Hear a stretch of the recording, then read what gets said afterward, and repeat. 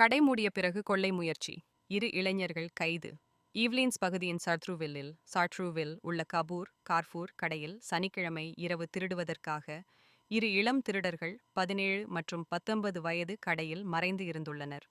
அவர்கள் பாதுகாப்பு ஊழியர்களால் கண்டுபிடிக்கப்பட்டு காவல்துறையினரால் குடோன் பகுதியில் வைத்து கைது செய்யப்பட்டுள்ளனர். காவல்துறையினர் அவர்களிடம் இருந்து ஒரு குறட்டையும் பறிமுதல் செய்துள்ளனர்.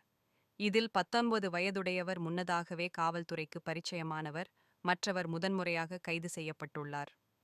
அவர்கள் இருவரும் கடை திறந்திருக்கும் போது உள்ளே சென்றுவிட்டு மூடப்பட்ட பிறகு கையிருப்பில் இருந்து பொருட்களை திருடத் தொடங்கியுள்ளனர். இதுபோன்ற கொள்ளை முறை 2016இல் பல கேர்ஃபோர் கடைகளில் நிகழ்ந்துள்ளது.